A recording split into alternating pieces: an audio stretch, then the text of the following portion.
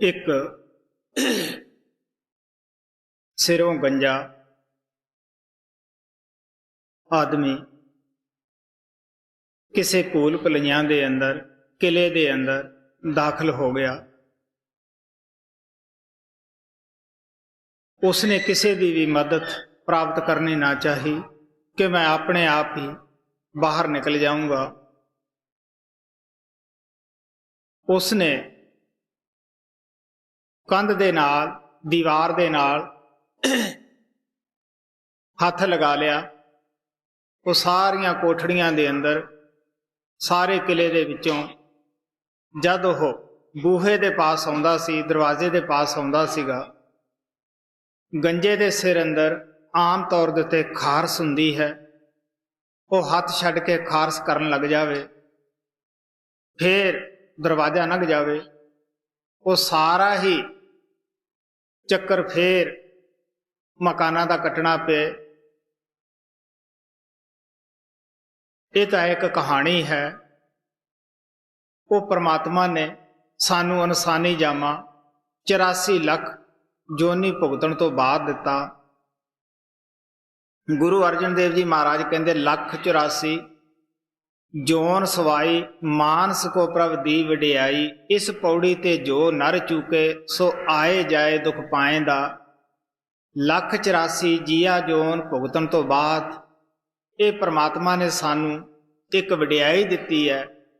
की वडियाई है कि जो काम असी होरां जामियां विच नहीं कर सकते, पशु पंछियां दे जामियां विच नहीं कर सकते गे, इंसानी जामे दे विच कर सकते हैं। वो परमात्मा दा मिलाप है। बाकी तो सानू पता ही है कि पंछी जिहड़े है, पशु डंगर है, वो भी गर्मी सर्दी महसूस करते हैं, भुख प्यास वो भी महसूस करते हैं, इंसान भी करता है, विषे वो भी भोगते है, खाना वो भी खाते है, इंसान भी ये काम करता है, बच्चे बच्चियां पशु पंछियां दे भी हैं, इंसानां दे भी हैं। हुण सानू पता ही है कि ये तो सब दे ही है। इंसान और पशु पंछियां दे विच की फर्क है? वो परमात्मा की भगती नहीं कर सकते, परमात्मा दे नाल मिलाप नहीं कर सकते। इंसान नूं ये वडियाई है कि ये परमात्मा नाल मिलाप कर सकता है। तो आप कहते इस पौड़ी ते जो नर चूके सो आए जाए दुख पाएंदा। वो आउंदा है, जांदा है, जमदा है, मरदा है, फिर 84 दे चक्कर च उस गंजे की तरह पै जाता है।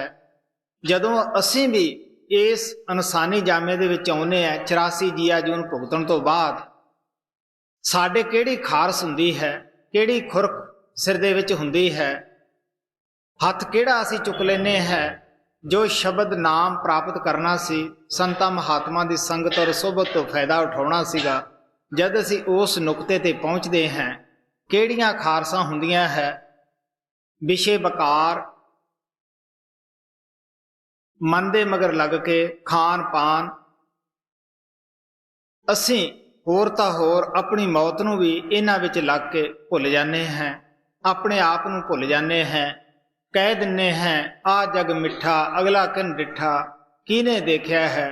लेकिन संत कहंदे है कि भरावो कहण वाले कह तां दिंदे हन, पर यह ख्याल भी सानू कराहे पाउण वाला है, क्योंकि असी रोज देखते हैं साडी खुराक वास्ते किस तरह हज़ारां गायां बकरियां भेडां दे गले कटे जाते हैं।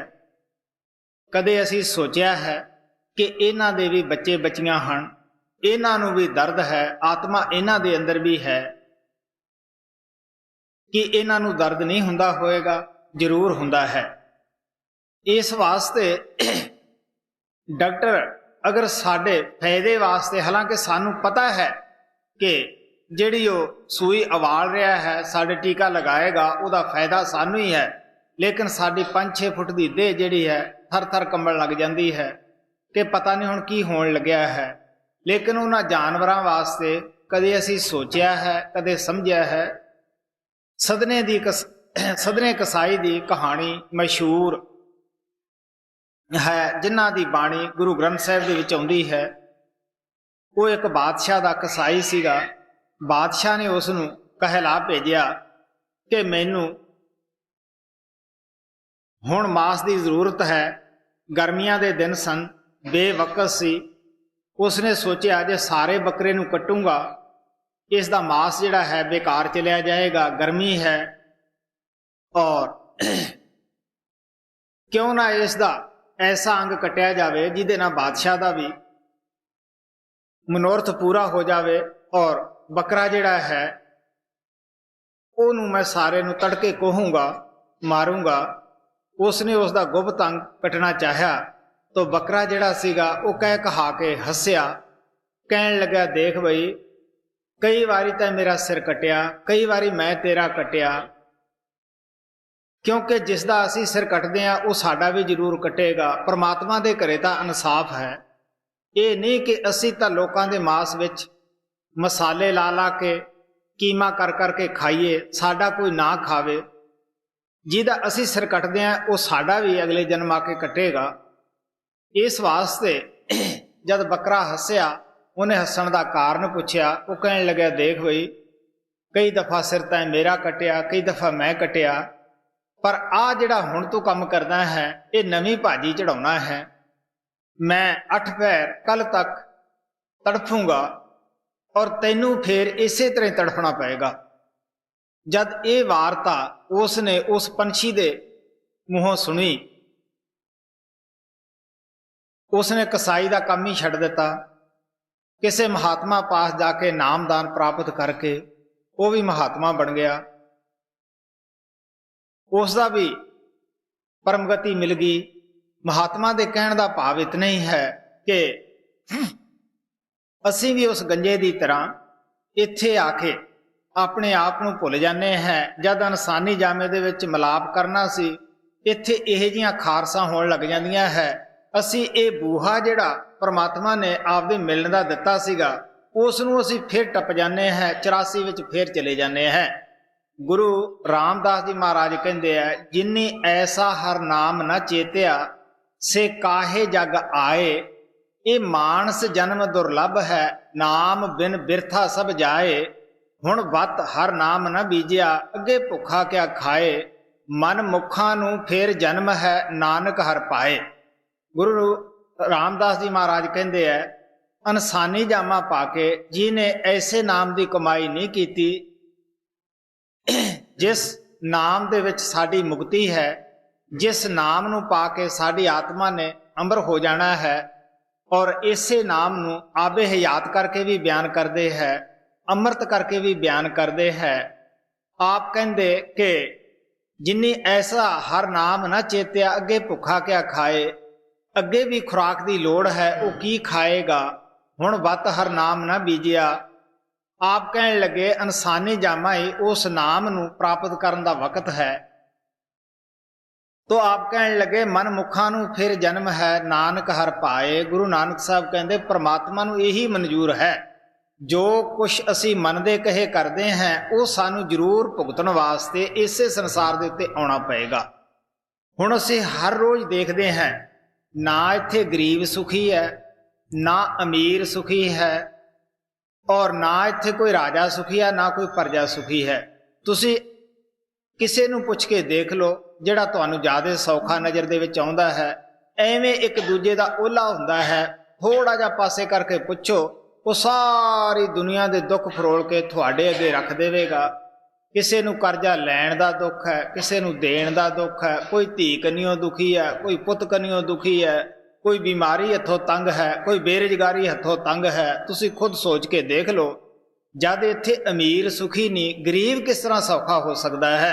ਸੋ ਮਹਾਤਮਾ ਸਾਨੂੰ ਪਿਆਰ ਦੇ ਨਾਲ ਦੱਸਦੇ ਹੈ, ਕਿਸੇ ਪਾਸੇ ਤੁਸੀਂ ਜਾ ਕੇ ਦੇਖ ਲਓ, ਹਸਪਤਾਲਾਂ ਦੇ ਵਿੱਚ ਜਾ ਕੇ ਦੇਖ ਲਓ, ਉੱਥੇ ਕੀ ਹਾਲਤ ਹੁੰਦੀ ਹੈ। ਉੱਥੇ ਕਿਸ ਤਰ੍ਹਾਂ ਮਰੀਜ਼ ਜਿਹੜੇ ਹੈ ਡਾਕਟਰਾਂ ਦੇ ਅੱਗੇ ਰੋ ਪੁਕਾਰ ਰਹੇ ਹੈ, ਦੇਹੀ ਜਿਹੜੀ ਹੈ ਦੁੱਖ ਦੀ ਭੰਨ ਦਿੰਦਾ ਹੈ। ਇਸ ਵਾਸਤੇ ਆਪ ਪਿਆਰ ਦੇ ਨਾਲ ਕਹਿੰਦੇ ਆ ਕਿ ਇਨਸਾਨੀ ਜਾਮਾ ਜਦ ਸਾਨੂੰ ਮਿਲਦਾ ਹੈ ਉਹ ਗੰਜੇ ਦੀ ਤਰ੍ਹਾਂ ਅਸੀਂ ਖੁਰਕ ਕਰਕੇ ਟਪਾ ਦਿੰਦੇ ਹਾਂ। ਸੋ ਸਾਨੂੰ ਚਾਹੀਦਾ ਹੈ ਇਨਸਾਨੀ ਜਾਮੇ ਦੇ ਵਿੱਚ ਆ ਕੇ ਪਹਿਲਾਂ ਉਹ ਕੰਮ ਕਰੀਏ ਜਿਸ ਦੀ ਖਾਤਰ ਪ੍ਰਮਾਤਮਾ ਨੇ ਸਾਨੂੰ ਇਹ ਮੌਕਾ ਬਖਸ਼ਿਆ ਹੈ, ਦਇਆ ਕਰਕੇ ਸਾਨੂੰ ਇਨਸਾਨੀ ਜਾਮਾ ਦਿੱਤਾ ਹੈ। ਆਪ ਕਹਿੰਦੇ ਹੈ ਭਜੋ ਗੋਬਿੰਦ ਭੂਲ ਮਤ ਜਾਓ, ਮਾਨਸ ਜਨਮ ਕਾ ਇਹੀ ਲਾਹੋ। ਕਬੀਰ ਸਾਹਿਬ ਕਹਿੰਦੇ ਆ ਇਨਸਾਨ ਦਾ ਜਾਮਾ ਮਿਲ ਗਿਆ ਹੈ, ਹੁਣ ਤੁਸੀਂ ਇਸ ਵਕਤ ਨੂੰ ਭੁੱਲੋ ਨਾ। ਅਗਰ ਇਨਸਾਨੀ ਜਾਮੇ ਦਾ ਲਾਹਾ ਹੈ ਤਾਂ ਉਹ ਪ੍ਰਮਾਤਮਾ ਦੇ ਨਾਲ ਮਿਲਾਪ ਕਰਨਾ ਹੈ, ਜਿਹੜਾ ਕੰਮ ਅਸੀਂ ਹੋਰਾਂ ਜਾਮਿਆਂ 'ਚ ਕਰ ਨਹੀਂ ਸਕਦੇਗੇ, ਇਸ ਜਾਮੇ ਇਨਸਾਨੀ ਦੇ ਵਿੱਚ ਕਰ ਸਕਦੇ ਹਾਂ, ਉਹ ਪ੍ਰਮਾਤਮਾ ਦੀ ਭਗਤੀ ਹੈ। ਤੋ ਆਪ ਦੇ ਅੱਗੇ ਇੱਕ ਛੋਟਾ ਜਿਹਾ ਸ਼ਬਦ ਮਹਾਤਮਾ ਸੂਰਦਾਸ ਦਾ ਰੱਖਿਆ ਜਾਂਦਾ ਹੈ, ਕਿਉਂਕਿ ਸੂਰਦਾਸ ਸਾਡੇ ਹਿੰਦੁਸਤਾਨ ਦੇ ਵਿੱਚ ਆਮ ਤੌਰ ਦੇ ਉੱਤੇ ਜਿਹਦੀਆਂ ਅੱਖਾਂ ਨਾ ਹੋਣ ਅਸੀਂ ਉਸ ਨੂੰ ਹੀ ਕਹਿੰਦੇ ਹਾਂ। ਇਸ ਦੀ ਵੀ ਮਹਾਤਮਾ ਦੀ ਅਜੀਬ ਕਿਸਮ ਦੀ ਕਹਾਣੀ ਸੀ। ਆਪ ਮਹਾਨ ਅਕਬਰ ਦਾ, ਸਮਰਾਟ ਦਾ, ਇਹ ਬਹੁਤ ਬੜਾ ਲਾਹੌਰ ਦੇ ਇਲਾਕੇ ਵਿੱਚ ਅਫਸਰ ਲੱਗਿਆ ਸੀਗਾ। ਇਸ ਨੂੰ ਹੁਕਮ ਸੀ ਕਿ ਤੂੰ ਲੋਕਾਂ ਤੋਂ ਮਾਲੀਆ ਗਰਾਹ ਕੇ ਖਜ਼ਾਨੇ ਵਿੱਚ ਭੇਜ। ਉਹਨਾਂ ਦਿਨਾਂ ਦੇ ਅੰਦਰ ਪੈਸੇ ਦੀ ਬੜੀ ਤੰਗੀ ਹੁੰਦੀ ਸੀਗੀ, ਨਹਿਰਾਂ ਨਹੀਂ ਹੁੰਦੀਆਂ ਸਨ, ਇਤਨਾ ਪੈਸੇ ਦੀ ਤੰਗੀ ਸੀ, ਬਹੁਤ ਜ਼ਿਆਦਾ ਹੁੰਦੀ ਸੀ, ਲੋਕ ਮਾਮਲਾ ਦੇ ਨਹੀਂ ਸਕਦੇ ਸਨ। ਔਰ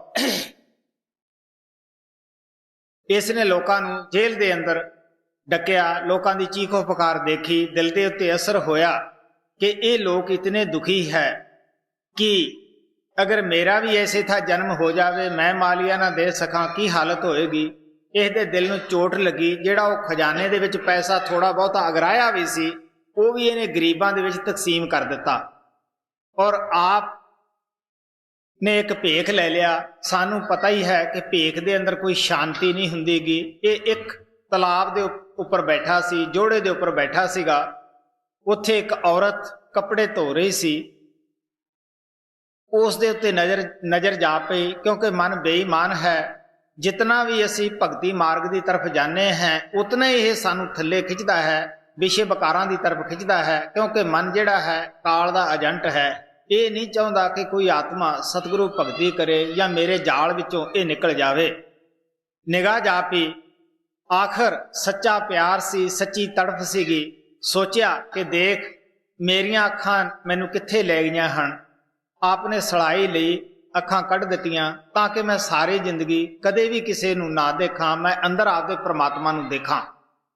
ਔਰ ਹਮੇਸ਼ਾ ਹੀ ਆਪਦੀ ਬਾਣੀ ਨੂੰ ਜਦ ਪੜ੍ਹਦੇ ਆ, ਤੁਸੀਂ ਕੋਈ ਵੀ ਸ਼ਬਦ ਇਹਨਾਂ ਦਾ ਲੈ ਕੇ ਦੇਖੋ, ਇਹਨਾਂ ਨੇ ਆਪਣੇ ਆਪ ਨੂੰ ਆਪਣੇ ਗੁਰੂ ਦੇ ਅੱਗੇ ਅਪਰਾਧੀ ਕਿਹਾ ਹੈ, ਗੁਨਾਹਗਾਰ ਕਿਹਾ ਹੈ, ਔਰ ਆਪਣੇ ਆਪ ਨੂੰ ਇੱਕ ਛੋਟਾ ਜਿਹਾ ਜੀਵ ਬਣਾ ਕੇ ਕਹਿੰਦੇ ਹੈ।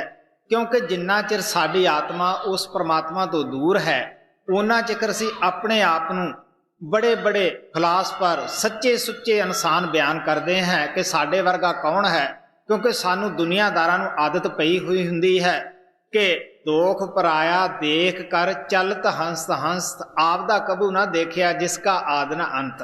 ਸਵਾਮੀ ਜੀ ਮਹਾਰਾਜ ਕਹਿੰਦੇ ਆ ਕਿ ਅਸੀਂ ਅੱਗਾ ਤਾਂ ਦੇਖਦੇ ਹਾਂ, ਲੋਕਾਂ ਦੀ ਤਰਫ ਤਾਂ ਦੇਖਦੇ ਹਾਂ ਕਿ ਉਹਦੇ ਵਿੱਚ ਇਹ ਨੁਕਸ ਹੈ, ਇਹ ਔਗਣ ਹੈ, ਔਰ ਨਾ ਹੋਵੇ ਅਸੀਂ ਕੋਲੋਂ ਵੀ ਨਾਲ ਉਸਦੇ ਮਸਾਲਾ ਲਾ ਕੇ ਬਣਾ ਦਿੰਦੇ ਹਾਂ।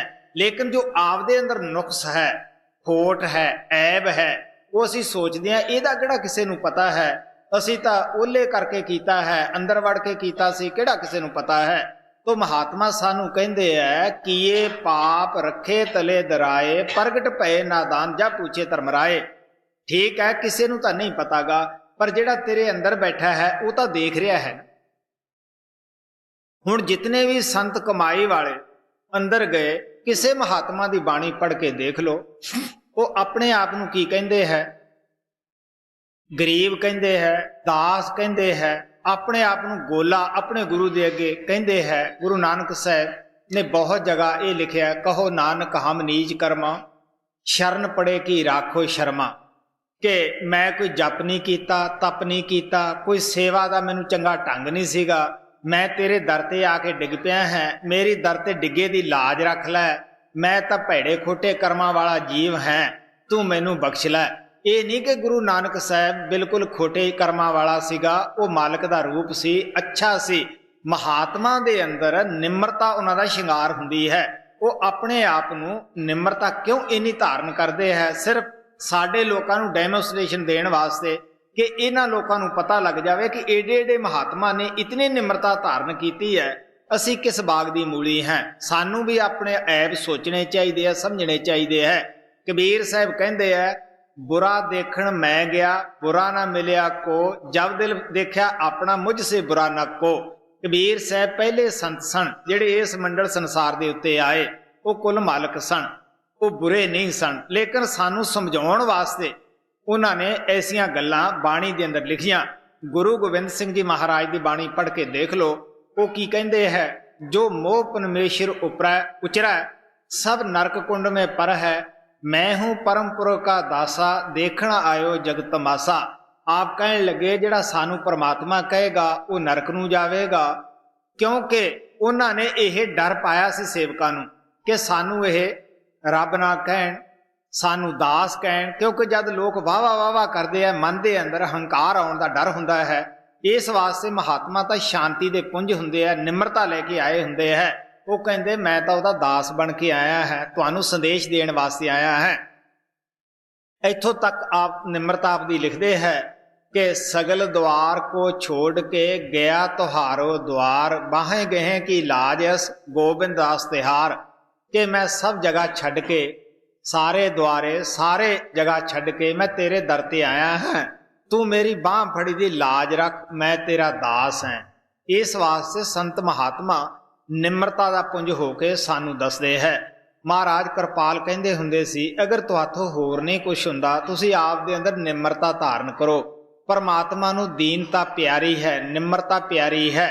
और गुरु नानक साहब कहंदे है कि वो तो बहुत हंकारी आदमी है, जिहदे अंदर कोई गुण नहीं, परमात्मा नू मिलिया नहीं, परमात्मा देखिया नहीं गा, वो हंकार करदा है। कहण लगे नानक ते नर असल खर, जो बिन गुण गर्भ करंत।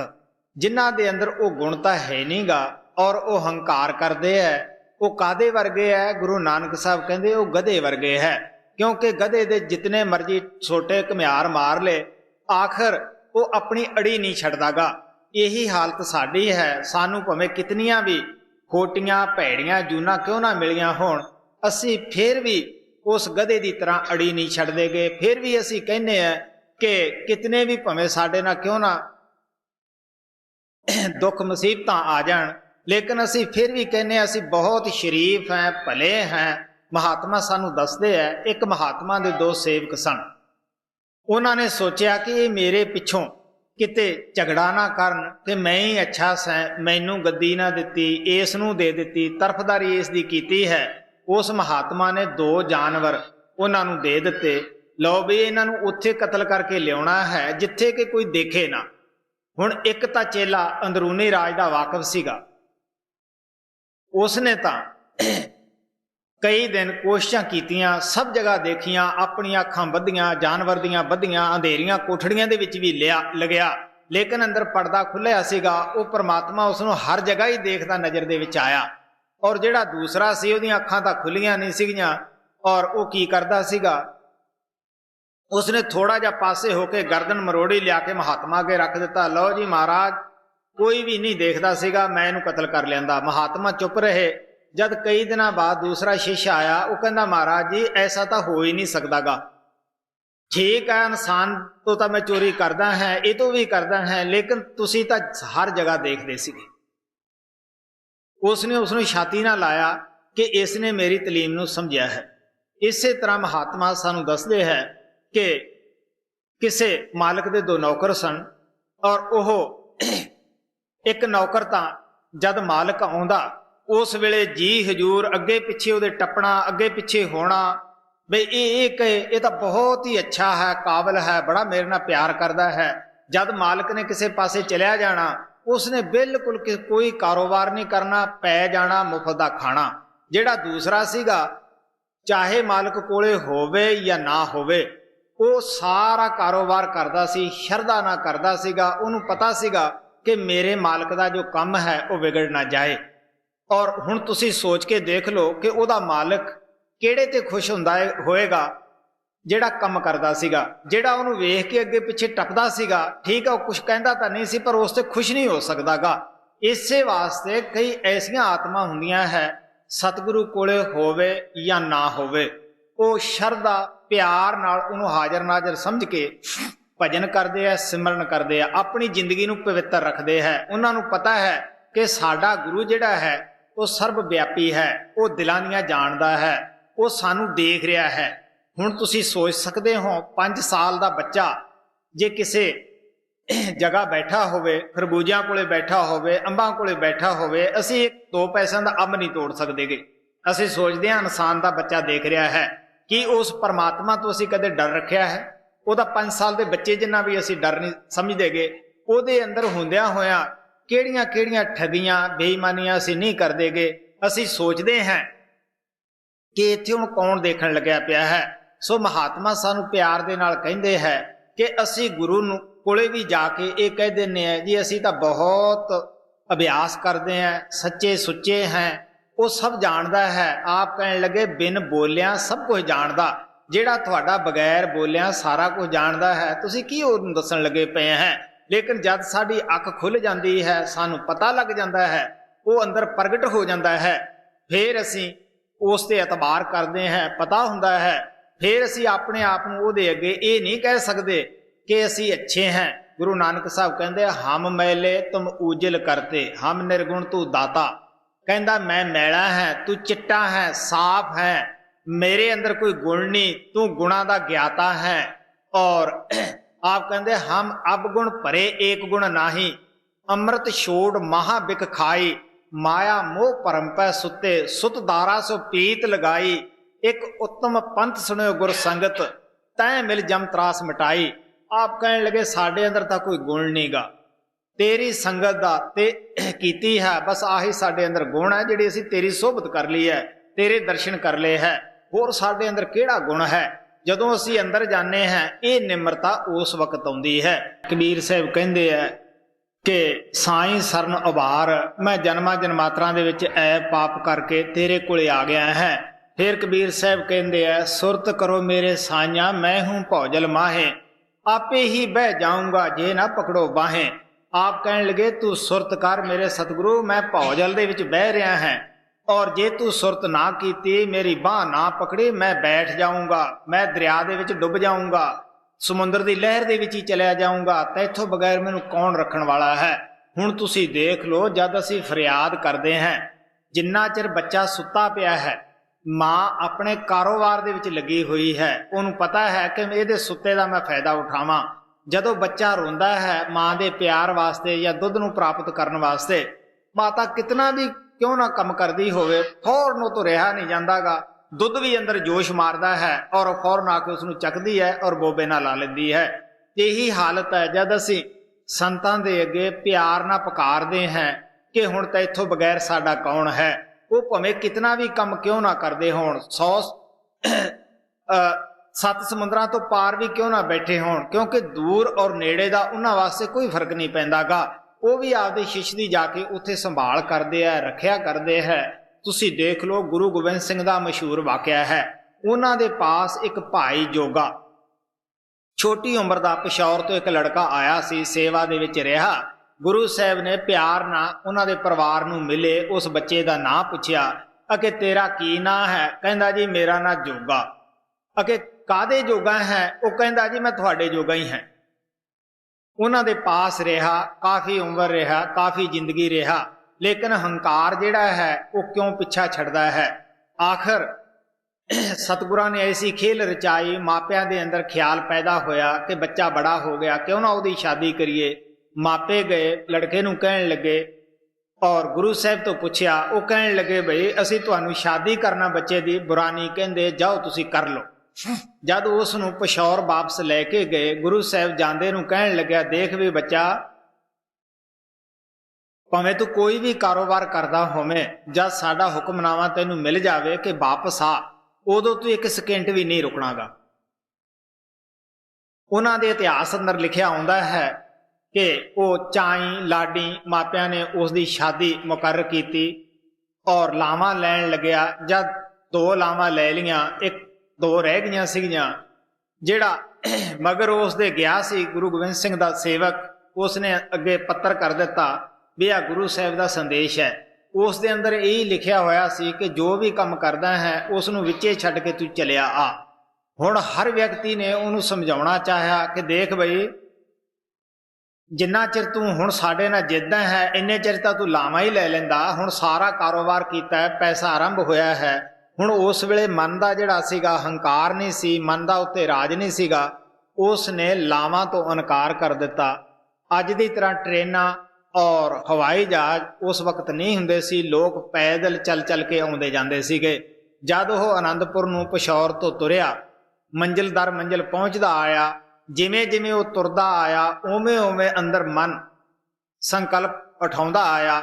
ਆਖਰ ਜਦ ਸਹਾਰਨਪੁਰ ਆਇਆ ਪਿਆ, ਸੋਚਦਾ ਹੈ ਕਿ ਮੇਰੇ ਵਰਗਾ ਕੌਣ ਸਿੱਖ ਹੋ ਸਕਦਾ ਹੈ। ਮੈਂ ਲਾਵਾਂ ਲੈਂਦਾ ਵਿੱਚ ਹੀ ਛੱਡਿਆ ਆਇਆ ਹੈ, ਕੋਈ ਇਸ ਤਰ੍ਹਾਂ ਨਹੀਂ ਕਰ ਸਕਦਾਗਾ। ਸਾਨੂੰ ਪਤਾ ਹੈ, ਮਹਾਰਾਜ ਸਾਵਣ ਸਿੰਘ ਕਹਿੰਦੇ ਹੁੰਦੇ ਸੀਗੇ ਕਿ ਅਗਰ ਕੋਈ ਪਲਾ ਕਰਕੇ ਫੇਰ ਉੱਤੇ ਹੰਕਾਰ ਕਰੇ, ਉਹ ਇਸ ਤਰ੍ਹਾਂ ਹੁੰਦਾ ਹੈ ਕਿ ਜਿਵੇਂ ਅੱਛੇ ਪਲਾ ਦੇ ਉੱਤੇ ਸਵਾਹ ਦਾ ਧੂੜਾ ਦੇਣ ਹੁੰਦਾ ਹੈ। ਤੋ ਆਪ ਸਭ ਕੁਝ ਕਰਕੇ ਆਖਰ ਜਦ ਐਸੀਆਂ ਗੱਲਾਂ ਕਰਨ ਲੱਗਿਆ, ਗੁਰੂ ਗੋਬਿੰਦ ਸਿੰਘ ਨੇ ਦੇਖਿਆ ਕਿ ਇਹ ਤਾਂ ਹੁਣ ਹੰਕਾਰ ਵਿੱਚ ਆ ਗਿਆ ਹੈ, ਹੰਕਾਰੀ ਅੱਗੇ ਜਾ ਹੀ ਨਹੀਂ ਸਕਦਾਗਾ, ਔਰ ਇਸ ਦਾ ਹੰਕਾਰ ਕਿਸ ਤਰ੍ਹਾਂ ਦੂਰ ਕਰੀਏ। ਆਖਰ ਆਨੰਦਪੁਰ ਪਹੁੰਚ ਗਿਆ। ਗੁਰੂ ਗੋਬਿੰਦ ਸਿੰਘ ਦੇ ਅਗਲੇ ਦਿਨ ਦਰਸ਼ਨਾਂ ਨੂੰ ਗਿਆ, ਔਰ ਗੁਰੂ ਗੋਬਿੰਦ ਸਿੰਘ ਜੀ ਗੱਲਾਂ ਕਰਦੇ ਕਰਦੇ ਅੱਖ ਲੱਗ ਜਾਂਦੀ ਹੈ, ਸੌਂਦੇ ਹੈ। ਹੁਣ ਸੋਚਦਾ ਹੈ ਕਿ ਦੇਖੋ ਗੁਰੂ ਵੀ ਸੌਂਦੇ ਹੈ, ਇਹ ਗੱਲਾਂ ਵੀ ਕਰਦੇ ਆ, ਸੌਂ ਵੀ ਜਾਂਦੇ ਹੈ। ਕਹਿਣ ਲੱਗਾ, ਮਹਾਰਾਜ ਇਹ ਰਾਤੀ ਕੋਈ ਨੀਂਦਰਾ ਸੀ, ਤੁਹਾਨੂੰ ਕੀ ਕੰਮ ਕਰਦੇ ਸੀਗੇ? ਗੁਰੂ ਗੋਬਿੰਦ ਸਿੰਘ ਕਹਿਣ ਲੱਗੇ, ਹਾਂ ਭਾਈ, ਰਾਤ ਅਸੀਂ ਇੱਕ ਸੇਵਕ ਦੀ ਡਿਊਟੀ ਦਿੱਤੀ, ਚੌਕੀਦਾਰਾ ਕੀਤਾ, ਪਹਿਰੇ ਤੇ ਸੈਂ, ਇਸ ਵਾਸਤੇ ਸਾਨੂੰ ਨੀਂਦ ਆ ਰਹੀ ਹੈ। ਹੁਣ ਜੋਗੇ ਨੂੰ ਪਤਾ ਸੀਗਾ ਕਿ ਮੈਂ ਜੋ ਕੁਝ ਕਰਿਆ ਆਇਆ ਹੈ ਇਹ ਕਿਹਦੇ ਪਹਿਰੇਦਾਰ ਸਨ, ਇਹ ਉਹੀ ਚੌਕੀਦਾਰਾ ਇਹੀ ਕਰਦੇ ਸਨ। ਪੈਰ ਪਕੜ ਲਏ ਕਿ ਮਹਾਰਾਜ ਜੀ ਮੈਨੂੰ ਬਖਸ਼ੋ। ਇਸ ਵਾਸਤੇ ਅਗਰ ਅਸੀਂ ਸੱਚੇ ਦਿਲੋਂ ਗੁਰੂ ਨੂੰ ਯਾਦ ਕਰਦੇ ਹਾਂ, ਪਿਆਰ ਕਰਦੇ ਹਾਂ, ਮੁਹੱਬਤ ਕਰਦੇ ਹਾਂ, ਅਗਰ ਅਸੀਂ ਫੇਰ ਗਿਰਦੇ ਹਾਂ, ਆਪ ਕਹਿਣ ਲੱਗੇ ਕਿ ਉਹ ਜ਼ਰੂਰ ਆ ਕੇ ਸਾਡੀ ਸੰਭਾਲ ਕਰਦਾ ਹੈ। ਕਬੀਰ ਸਾਹਿਬ ਕਹਿੰਦੇ, ਗੁਰੂ ਵਸੇ ਬਨਾਰਸੀ ਸਿੱਖ ਸਮੁੰਦਰ ਤੀਰ, ਇੱਕ ਪਲ ਵਿਛੜੇ ਨਾਹੀ ਜੇ ਗੁਣ ਹੋਏ ਸਰੀਰ। ਆਪ ਕਹਿਣ ਲੱਗੇ, ਅਗਰ ਜੇ ਸਾਡੇ ਦਿਲ ਦੇ ਅੰਦਰ ਉਹ ਗੁਣ, ਉਹ ਪਿਆਰ, ਉਹ ਸ਼ਰਧਾ ਧਾਰਨ ਕੀਤੀ ਹੋਈ ਹੈ, ਉਹ ਸਾਡਾ ਸਾਹ ਸਾਹ ਤੇ ਰਖਵਾਲਾ ਹੈ, ਕਦਮ ਕਦਮ ਤੇ ਰਖਵਾਲਾ ਹੈ। ਗੁਰੂ ਬੇਇਨਸਾਫ ਨਹੀਂਗਾ, ਉਹ ਤੁਹਾਡੇ ਕੋਲ ਪਹੁੰਚੇਗਾ, ਜ਼ਰੂਰ ਪਹੁੰਚੇਗਾ। ਇਸ ਵਾਸਤੇ ਆਪ ਪਿਆਰ ਦੇ ਨਾਲ ਕਹਿੰਦੇ ਹੈ ਕਿ ਮੈਂ ਤਾਂ ਕਾਮ ਦੇ ਵਿੱਚ ਲਿਪਟਿਆ ਹੋਇਆ ਹੈ, ਮੇਰੇ ਜੈਸਾ ਕੌਣ ਅਪਰਾਧੀ ਹੈ, ਤੇਰੀ ਸ਼ਰਨ ਦੇ ਵਿੱਚ ਆਇਆ ਹੈ, ਤੂੰ ਹੀ ਮੇਰੀ ਲਾਜ ਰੱਖ, ਤੂੰ ਹੀ ਮੈਨੂੰ ਉਭਾਰ। ਹੁਣ ਮੇਰਾ ਨਾਮ ਚੇਲਾ ਪੈ ਗਿਆ ਹੈ, ਅਗਰ ਜੇ ਤੂੰ ਮੇਰੀ ਨਾ ਸੰਭਾਲ ਕੀਤੀ, ਲੋਕ ਕੀ ਕਹਿਣਗੇ, ਐਡੇ ਗੁਰੂ ਦਾ ਸੇਵਕ ਹੋ ਕੇ ਇਹ ਕਾਲ ਦੇ ਜਾਲ ਵਿੱਚ ਫਸਿਆ ਹੋਇਆ ਹੈ। ਇਸ ਵਾਸਤੇ ਜਦੋਂ ਮਹਾਤਮਾ ਪਿਆਰ ਦੇ ਨਾਲ ਕਹਿੰਦੇ ਆ, ਸਾਡੀ ਸੁਰਤ ਮਨ ਇੰਦਰੀਆਂ ਦੇ ਘਾਟ ਤੋਂ ਆਜ਼ਾਦ ਹੋ ਕੇ ਸ਼ਬਦ ਦੇ ਨਾਲ ਲੱਗ ਜਾਂਦੀ ਹੈ, ਆਪਣੇ ਘਰ ਵਾਪਸ ਪਹੁੰਚ ਜਾਂਦੀ ਹੈ, ਫਿਰ ਪਤਾ ਲੱਗਦਾ ਹੈ ਕਿ ਸਾਡੀ ਜ਼ਿੰਦਗੀ ਨੂੰ ਬਣਾਉਣ ਵਾਲਾ, ਸੱਚਖੰਡ ਪਹੁੰਚਾਉਣ ਵਾਲਾ ਗੁਰੂ ਹੀ ਹੈ। ਇਹ ਸਭ ਗੁਰੂ ਦੀ ਦਇਆ ਹੈ। ਆਪ ਫਿਰ ਸੱਚੀ ਨਿਮਰਤਾ, ਸੱਚੀ ਆਜੀ ਸਾਡੇ ਅੰਦਰ ਆਉਂਦੀ ਹੈ ਜੀ।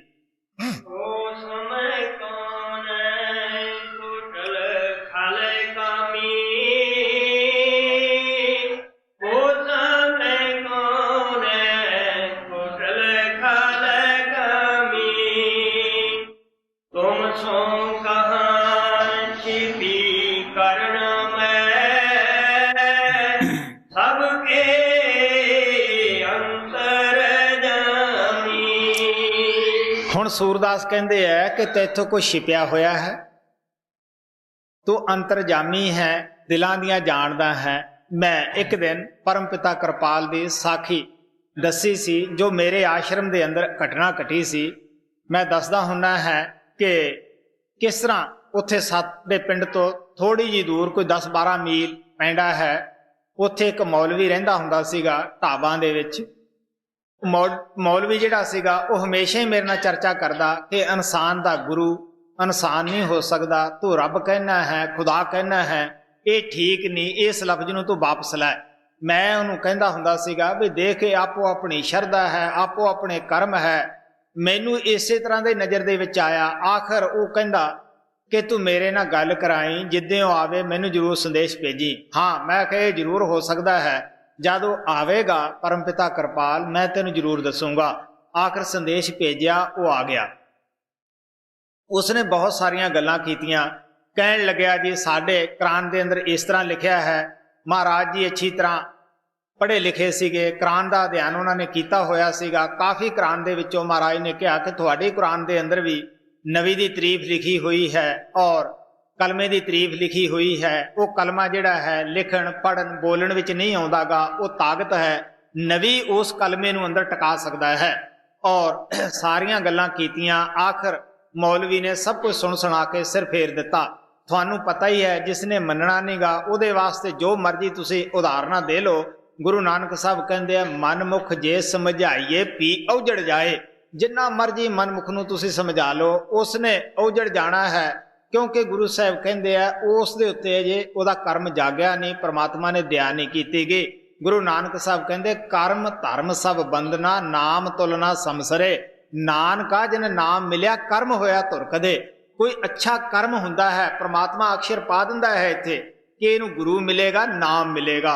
हुण इस नूं मैं संसार विच नहीं भेजूंगा। आखिर परम पिता कृपाल ने काफ़ी गल्लां करन तो बाद कहण लगे देख बई मैं तैनूं ये करामात तां नहीं कहंदागा, पर मैनूं ये समझ दे विच आउंदी है कि आ जिहड़ा घोड़ा है जिहदे उत्ते तू रोज चढ़दा है इसे ने तेरी छाती विच पाँव मार के मार देना है। अगर तेथों कुछ हुंदा है तो तू अपौ कर सकदा है। आखिर कुछ ही दिनों बाद वो मौलवी घोड़े नूं लैके पानी पिलाउण वास्ते नड़ाउण वास्ते जा रहा सीगा। घोड़ा तिबकिया, आखिर रस्सा हाथ चों छुट गया। इत्थे दोने पैर जोड़ के मारे, मौलवी साहब चित वजे। कुछ दिनों बाद उसका लड़का मिलिया, क्योंकि साडे नज़दीक दे रहण वाले सीगे। कहण लग्या जी जो कुछ तुसीं कहिंदे सीगे तुहाडा गुरु कहंदा सीगा वो सही होया। मैं हस पिया, मैं आख्या देख बई वो पड़दा पोश हुंदे है, कदे किसी का पड़दा नहीं फोलदे गए, लेकिन उन्होंने अंतरजामता जिहड़ी हुंदी आ वो कमाल दी हुंदी है। महाराज सावण सिंह कहंदे हुंदे सी अगर जे संत सेवक दे ऐब दसन तो सेवक फायदा नहीं उठा सकते गे, उन्हां दे कोले ही ना जाण शर्म दे मारे। वो एक पशौर दी बुढ़ी दी मिसाल दिंदे हुंदे सीगे कि एक बुढ़ी उत्थे एक गली दे विच बैठी हुंदी, अगर कोई मर्द लंघदा तां ओनूं कह दिंदी तू फलानी औरत कोले जा रहा है। कोई औरत लंघदी तो ओनूं कहंदे तू लुच्ची है, तू उस बंदे कोले जा रही है। उत्थे ना तो कोई बंदा लंघे उस बुढ़ी तो डरदा, ना कोई उत्थे औरत लंघदी सीगी, क्यों भी जावांगे तो वह साडा फुलना फुलेगी।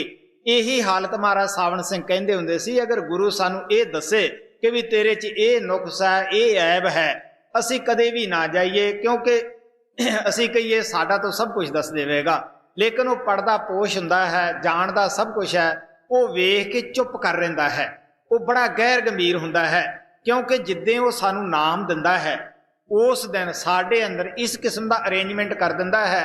असी दुनिया के कर्मां का भी भुगतान करते रहने हैं और असी तरक्की भी करते रहने हैं। इस वास्ते उन्होंने पता है कि अज नहीं तो एक कल समझ जाएगा, कमाई करेगा, आखिर मैं इनू ले ही जाना है। क्योंकि सेवक की जिंदगी गुरु ने बनानी है। इस वास्ते गुरु जिहड़ा है वो गैर गंभीर हुंदा है और वो थोड़े कीता घबराउंदा नहीं गा। बड़ी शरधा भावना उसने सानू नाम दिता हुंदा है। इस वास्ते आप प्यार दे नाल कहंदे है कि तैथों हे गुरुआ कोई छुपिया तो है नहीं गा, तू अंतरजामी है, मेरी की तू सारी दुनिया के दिलां दियां जानदा है। उस परमात्मा दे इस तन विच होण करके, क्योंकि तन साज के वो विच भी बैठ गया होण करके साडी कितनी दुनिया इज्जत करती है। औरत बच्चे समाज सब साडे नाल प्यार करते हैं और शरीर नूं सारे लोग देख के खुश है। जदों परमात्मा जिन्हों असी याद नहीं करना चाहते वसारी बैठे हैं वो इस विचों उठ जावे, ये शरीर की कोई कौडी नहीं देंदागा। जिस औरत नाल सारी जिंदगी का मर्द का सरबंध है वो दोनों चों कोई रखण नूं तैयार नहीं। पति चोला छड्ड जांदा, औरत कहंदी है बच्चे भुखे मरनगे, जल्दी इसनूं किनारे ला दिओ। औरत मर जांदी है, मर्द कहंदा है हुण इहदे नाल की सरबंध है, इहनूं जल्दी जल्दी घरों टपाओ। इस वास्ते और उही शरीर दे विचों बदबू आउणी शुरू हो जाती है। एक मिनट तो बाद महात्मा सानू दसदे कि ऐसी ऐसे निमक हरामी है जिस परमात्मा ने सानू तन दिता असी उसनू भी विसार दिता है। निमक हरामी तो मतलब मैं दसदा हुंदा है कि जिस दिन परम पिता कृपाल शुरू दे विच मेरे आश्रम विच आए, उन्हां दा विचार तां खाना खाण दा नहीं सीगा, अगे किसी थां जाके खाना सीगा, लेकिन ये उन्हां दी दया सी, मौज सी। कहण लगे कि खाना इत्थे खावांगे। खाना खांदे खांदे कहण लगे, क्योंकि खाना उन्हां दे अपने पास बनया होया सीगा, मैनू कहने लगे कोई अचार भी रखदा है? मैं कहा हाँ जी, औले का अचार है। कहने लगे हाँ लियाओ। अचार मूँह दे विच पाउंदे ही कहने लगे भी तेरा निमक खादा है, हुण कुछ देना पएगा। असी कोलंबिया दे अंदर जा रहे सीगे सन 77 दे अंदर, पहले टूर दे अंदर जदों मैं विश्व दे विच गया है, तो हवाई जहाज दे फर्स्ट क्लास अंदर असी सफ़र कर रहे सीगे। पाठी जी जो तुहाडे सामने बैठा है, मैं इस दे अगे हौली दिने अखां भर के कहा कि मैं क्या इस गरीब आदमी नूं कौन जाणदा सीगा, जहाज तां देखना ही मुश्किल सीगा, उत्ते चढ़ना तां की सीगा, ये सब एक औला महापुरुष नूं खवाया, लै बई ये उस दी देन है, सब ये उस दी दया है। हुण तुसीं देख लो कि संत जन साडे इतने भी थोड़े जे निमक दा भी वो कहिंदे भी हुण कुछ देना पएगा, वो दिंदे जरूर है, देण नूं तैयार हुंदे, लेकिन असीं अगे लैण वाले तैयार नहीं हुंदे गे। साडीआं मंगां ही होर हुंदियां है, असीं दुनिया दीयां चीज़ां मंगदे हैं। गुरु साहिब कहंदे आ बिन तुध होर जे मंगना सिर दुखां दे दुख। मैं देखिया है कई आदमी कहंदे आ जी मकान है नहीं, मकान बन जाता है, फिर सोचते आ किराए ते बिठा दिओ, वो बैठ जाते हैं, किराए वाला उठता नहीं गा, फिर कहते जी हुण तां तुहाडी दया बगैर उठ ही नहीं सकेगा, जरूर दया करो। सोच के देख लो, बच्चा नहीं, बेनती करते हैं महाराज जी कोई बच्चा होवे, बच्चा हो जाता है, हुण बच्चे ने रोना भी है, छोटा जो होया, फिर पत्तर पाउंदे आ महाराज जी तुसी दया करो, इस नूं जरूर वराओ, इस दे उत्ते हथ धरो। सोच के देख लो कि असी गुरु तो गुरु मंग रहे हैं। अगर असी गुरु तो गुरु मंगीए, वो बैठण नूं तैयार है साडे विच, उहदे वास्ते जगह बनाओ। इस वास्ते आप कहंदे आ तू अंतरजामी है। असी तो इस किस्म दे हैं कि जिस मालिक ने तन दिता है, धन दिता है, उस नूं आप जफा मार के और भुल्ले बैठे हैं जी। इन तन दियो ताहे विसायो, ऐथो निमक हरामी, पर उदर विषय को तावत, जैसे शुकर हुण आप कहंदे है कि की हालत साडी है, की कम करते हैं। खाना तो परमात्मा ने शरीर नूं चलाउण वास्ते दिता है, बनाया है, ताकि ये बाडी भी चलती फिरती रहे, असी अपना भजन व्यास भी करते रहिए। महाराज सावण सिंह कहंदे हुंदे सी कि ताकत विरासत दे अंदर ही मिली हुंदी है, कोई ज़्यादा खाना खाण नाल और अच्छियां कोई खाना खाण नाल कोई ज़्यादा तुहाडे अंदर ताकत नहीं आ जाएगी। और मैं दसदा हुंदा मैं अपनी जिंदगी दे विच साडे आम पिंडां दे विच रिवाज हुंदा है कि लोग बदाम घी पिस्ते वगैरह लियाउंदे है और उस नूं घी दे विच मिला के होर कई कई ताकत वालियां चीज़ां खांदे है कि असीं तकड़े हो जाइए। और मेरे वास्ते भी कई प्रेमियों ने कोशिश की। मैं कहना हुंदा देख बई मैं तो आपकी जिंदगी दे विच सादा खाना खाता है, एक सब्जी खा के खुश होना है, कणक का फुलका खा के खुश होना है, कोई ज़्यादा फ्रूट मैं नहीं खा के खुश होंदा। और एक सच्चाई है, मैं आर्मी दे अंदर दौड़ लाउंदा सीगा और कदे भी ये नहीं सी ख्याल कि कोई मैथों अगे चलिया जाएगा, उच्ची छाल लाउंदा हुंदा सीगा। मैनू उन्हां दिनां दे विच आर्मी दे विचों इंग्लैंड जाण दा भी मौका मिलिया सीगा दौड़ाक दे तौर दे उत्ते। मैं काफ़ी इनाम अपनी जिंदगी दे विच जिते सन। साडे नशहरे जो सीमा प्रांत दे विच है, उत्थे आर्मी सी, उत्थे दौड़ होण लगी और मेरा छोटा कद सीगा, मैं काफ़ी उदों पतला जिहा हुंदा सीगा। पठाणा दी भी आर्मी सी, उन्हां दे दिल च सीगा कि फर्स्ट पटियाले दे अंदर एक सिग्नैलर है, वो किसी नूं अगे दौड़ नहीं दिंदा गा, अज देखांगे। आखिर वो आया, पठान का अच्छा ਦੁੰਬੇ ਦਾਬੇ ਖਾਦੇ ਸੀਗੇ। ਮੈਨੂੰ ਕਹਿਣ ਲੱਗਿਆ ਅਜੈਬ ਸਿੰਘ ਤੇਰਾ ਨਾਂ ਹੀ ਹੈ? ਮੈਂ ਕਿਹਾ ਹਾਂ ਮੇਰਾ ਹੀ ਹੈ। ਕੀ ਖਾਂਦੇ ਹੋ? ਦਾਲ ਰੋਟੀ? ਅੰਨ ਨਾ ਅੰਨ ਖਾਂਦੇ ਹੋ? ਮੈਂ ਕਿਹਾ ਹਾਂ ਬਈ ਅੰਨ ਨਾ ਅੰਨ ਹੀ ਖਾਂਦੇ ਆ। ਉਸਨੇ ਹੋਰ ਵੀ ਕਈ ਮਖੌਲ ਕੀਤੇ। ਮੈਂ ਚੁੱਪ ਰਿਹਾ। ਮੈਂ ਕਿਹਾ ਕੋਈ ਗੱਲ ਨਹੀਂ ਬਈ। ਉਹ ਕਹਿਣ ਲੱਗਾ ਮੇਰਾ ਦਿਲ ਕਰਦਾ ਕਿ ਮੈਂ ਤੈਨੂੰ ਬਗਲ ਦੇ ਵਿੱਚ ਲੈ ਕੇ ਭੱਜ ਆਵਾਂ। ਮੈਂ ਕਿਹਾ ਇਹ ਤਾਂ ਵਕਤ ਦੱਸੇਗਾ। ਆਖਰ ਕਈ ਪਲਟਨਾਂ ਦੇ ਲੋਕ, ਕਈ ਹਜ਼ਾਰ ਦੀ ਤਾਦਾਦ ਦੇ ਵਿੱਚ ਲੋਕ ਵੇਖਣ ਵਾਸਤੇ ਆਏ ਸੀਗੇ। ਭੱਜੇ। ਉਹਨੇ ਆਪਦੀ ਆਰਮੀ ਦਿਆਂ ਨੂੰ ਕਿਹਾ ਕਿ ਫਿਕਰ ਨਾ ਕਰੋ। ਸਾਡਾ ਸਾਹਿਬ ਮੇਰੇ ਨਾਲ ਚੱਲ ਰਿਹਾ ਸੀਗਾ ਜਦੋਂ ਮੈਂ ਬਰਾਬਰ ਤੇ ਆਉਂਦਾ, ਔਰ ਆਖਰ ਉਹਨੂੰ ਪਤਾ ਸੀਗਾ ਉਹ ਚੱਕਰ ਦੇ ਉੱਤੇ ਵਕਤ ਪੂਰਾ ਕਰਨਾ ਸੀ। ਜਦ ਪਿਛਲਾ ਚੱਕਰ ਆਇਆ ਉਸ ਪਠਾਨ ਨੂੰ ਮੈਂ ਖੜੇ ਨੂੰ ਛੱਡ ਦਿੱਤਾ। ਉਹ ਸਾਰਿਆਂ ਤੋਂ ਪਿੱਛੇ ਰਹਿ ਗਿਆ। ਹੁਣ ਤੁਸੀਂ ਦੇਖ ਲਓ ਕਿ ਇਹ ਜਿਹੜੀ ਖੁਰਾਕ ਹੈ। ਇੱਕ ਸਾਹਿਬ ਮੈਨੂੰ ਕਹਿਣ ਲੱਗਿਆ ਕਿ ਸ਼ਰਾਬ ਨਾਲ ਹੌਸਲਾ ਬਣਦਾ ਹੈ। ਮੈਂ ਕਿਹਾ ਮੈਂ ਦੇਖੂੰਗਾ ਜਦ ਤੁਸੀਂ ਲੜਾਈ 'ਚ ਅੱਗੇ ਚਲੇ ਜਾਓਗੇ ਸਾਡੇ ਨਾਲ। ਹੌਸਲਾ ਵੀ ਪ੍ਰਮਾਤਮਾ ਨੇ ਅੰਦਰ ਰੱਖਿਆ ਹੁੰਦਾ ਹੈ। ਜਿਹੜਾ ਕੋਈ ਨਸ਼ਾ ਨਹੀਂ ਪੀਏਗਾ ਤਾਂ ਦਿਮਾਗ ਠੀਕ ਹੋਏਗਾ, ਦਿਲ ਮਜ਼ਬੂਤ ਹੋਏਗਾ। ਆਤਮਾ ਦੀ ਖੁਰਾਕ ਭਜਨ ਸਿਮਰਨ ਹੈ। ਮਹਾਰਾਜ ਸਾਵਣ ਸਿੰਘ ਕਹਿੰਦੇ ਹੁੰਦੇ ਸੀ ਇਹ ਚੀਜ਼ਾਂ ਤੁਹਾਨੂੰ ਵਿਰਾਸਤ ਦੇ ਵਿੱਚ ਪ੍ਰਮਾਤਮਾ ਨੇ ਦਿੱਤੀਆਂ ਹੋਈਆਂ ਹੈ। ਜੇ ਤੁਸੀਂ ਕਹੋ ਅਸੀਂ ਇੱਥੇ ਵੱਧ ਖਾ ਕੇ ਯਾਫਾ ਕਰ ਲਾਂਗੇ, ਕਦੇ ਵੀ ਨਹੀਂ ਹੋ ਸਕਦਾਗਾ। ਉਹਦੇ ਨਾਲ ਨੀਂਦ ਆਏਗੀ, ਤੁਹਾਨੂੰ ਵਿਸ਼ੇ ਅਕਾਉਣਗੇ। ਇਸ ਵਾਸਤੇ ਆਪ ਕਹਿਣ ਲੱਗੇ ਸਾਡੀ ਕੀ ਹਾਲਤ ਹੈ, ਭਰ ਭਰ ਉਧਰ ਵਿਸ਼ੇ ਕੋ ਧਾਵੇ। ਪੇਟ ਭਰ ਭਰ ਕੇ ਕਾਮ ਨੇ ਅੰਦਰ ਤੰਗ ਕੀਤੇ, ਫਿਰ ਉਸ ਨੂੰ ਗਰਾਉਣ ਵਾਸਤੇ ਤਿਆਰ ਹੋਏ। ਜੈਸੇ ਸੂਕਰ ਗੁਲਾਮੀ। ਕੀ ਹਾਲਤ ਹੈ ਸੂਰ ਦੀ?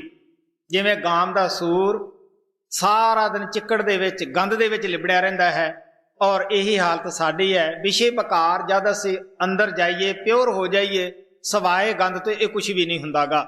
ਇਸ ਵਾਸਤੇ ਮਹਾਤਮਾ ਸਾਨੂੰ ਪਿਆਰ ਦੇ ਨਾਲ ਸਮਝਾਉਂਦੇ ਹੈ ਕਿ ਹੇ ਪ੍ਰਮਾਤਮਾ, ਹੇ ਗੁਰੂ, ਮੇਰੀ ਤਾਂ ਆਹ ਹਾਲਤ ਹੈ। ਮੈਂ ਜੇ ਖਾਣਾ ਹੈ ਤੈਨੂੰ ਨਹੀਂ ਯਾਦ ਕਰਦਾ, ਇਹਨਾਂ ਚੀਜ਼ਾਂ ਨੂੰ ਯਾਦ ਕਰਦਾ ਹੈ ਜੀ।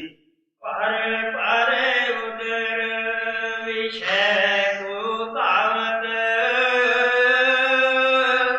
ਜੈਸੇ ਸੂਕਰ ਗ੍ਰਾਮੀ। ਹਰ ਜਨ ਛਾੜ ਹਰ ਬੇਮੁਖਣੇ ਕੀ, ਨਿਸ ਦਿਨ ਕਰਤ ਗੁਲਾਮੀ। ਮਾਲਕ ਦੇ ਪਿਆਰਿਆਂ ਦੀ ਸੋਭਤ ਨਹੀਂ ਕਰਦਾ, ਸੇਵਾ ਦੇ ਵਿੱਚ ਮਸਤ ਨਹੀਂ ਗਾ, ਮਨਮੁਖਾਂ ਦੀ ਗੁਲਾਮੀ ਦੇ ਵਿੱਚ ਫਸਿਆ ਹੋਇਆ ਹੈ। ਜਿੱਥੇ ਸਤਸੰਗ ਹੈ ਉੱਥੇ ਆਵਾਸੀਆਂ ਆਉਂਦੀਆਂ ਹੈ, ਗੋਡੇ ਦੁਖਦੇ ਹੈ, 1 ਮਿੰਟ ਉੱਤੋਂ ਦੀ ਹੋ ਜਾਵੇ ਘਬਰਾ ਜਾਂਦੇ ਹੈ। ਦੇਖੋ ਜੀ ਇਹ ਸਤਸੰਗ ਵਕਤ ਤੇ ਨਹੀਂ ਇਹਨਾਂ ਨੇ ਸਮਾਪਤ ਕੀਤਾ। ਕੀ ਹੈ ਸਾਡੇ ਮਨ ਦੀਆਂ ਚਲਾਕੀਆਂ ਹੈ। ਮਨਮੁਖਾਂ ਦੀ ਸੰਗਤ ਸੋਭਤ ਦੇ ਵਿੱਚ ਕਿੰਨਾ ਚਿਰ ਭਾਵੇਂ ਅਸੀਂ ਬੈਠੇ ਰਹੀਏ, ਕਦੇ ਵੀ ਮਨ ਦੇ ਅੰਦਰ ਉਦਾਸੀ ਨਹੀਂ ਆਉਂਦੀਗੀ। ਤੁਲਸੀ ਸਾਹਿਬ ਕਹਿੰਦੇ ਹੈ ਤੁਲਸੀ ਪਿਛਲੇ ਪਾਪ ਸੇ ਹਰ ਕਥਾ ਨਾ ਸਹਾਏ, ਚਾਹੇ ਸੋਵੈ ਚਾਹੇ ਚੱਲੈ ਚਾਹੇ ਦੀਏ ਬਾਤ ਚਲਾਏ। ਕੀ ਹੈ ਕਿ ਪਿਛਲੇ ਪਾਪਾਂ ਕਰਕੇ ਸਾਨੂੰ ਉਹ ਕਥਾ, ਮਾਲਕ ਦੀ ਚਰਚਾ, ਮਾਲਕ ਦਾ ਪਿਆਰ ਅੱਛਾ ਨਹੀਂ ਲੱਗਦਾ, ਕਿਉਂਕਿ ਇਹਨਾਂ ਚੀਜ਼ਾਂ ਦੀਆਂ ਜ਼ਹਿਰਾਂ ਚੜੀਆਂ ਹੋਈਆਂ ਹੈ। ਇਸ ਵਾਸਤੇ ਜਿਸ ਤਰ੍ਹਾਂ ਹਲਕਾ ਕੁੱਤਾ ਪਾਣੀ ਤੋਂ ਸੰਗਦਾ ਹੈ, ਪਾਣੀ ਦੇ ਨੇੜੇ ਨਹੀਂ ਜਾਂਦਾਗਾ, ਉਸ ਨੂੰ ਪਾਣੀ ਚੰਗਾ ਨਹੀਂ ਲੱਗਦਾਗਾ। ਇਸੇ ਤਰ੍ਹਾਂ ਸਾਡੀ ਆਤਮਾ ਦੇ ਉੱਤੇ ਜਿਤਨੇ ਪਾਪ ਜ਼ਿਆਦੇ ਹੋਣਗੇ ਉਨਾ ਹੀ ਅਸੀਂ ਮਹਾਤਮਾ ਤੋਂ, ਸਤਸੰਗ ਤੋਂ ਦੂਰ ਰਵਾਂਗੇ। ਇਸ ਵਾਸਤੇ ਆਪ ਪਿਆਰ ਦੇ ਨਾਲ ਸਮਝਾਉਂਦੇ ਹੈ ਕਿ ਸਾਡੀ ਇਹ ਹਾਲਤ ਹੈ, ਮਾਲਕ ਦੇ ਪਿਆਰਿਆਂ ਦੀ ਸੋਭਤ ਸਾਨੂੰ ਚੰਗੀ ਨਹੀਂ ਲੱਗਦੀ, ਔਰ ਮਨਮੁਖਾਂ ਦੀ ਗੁਲਾਮੀ ਕਰਨ ਨੂੰ ਵੀ ਤਿਆਰ ਹੈ ਜੀ। ਹਰ ਜਨ ਛਾੜ ਹਰ ਬੇਮੁਖਣੇ ਕੀ, ਨਿਸ ਦਿਨ ਕਰਤ ਗੁਲਾਮੀ। ਪਾਪੀ ਕੌਣ ਬੜੋ ਹੈ ਮੋਦੇ, ਸਭ ਪਤਤ ਮੇ ਨਾਮੀ।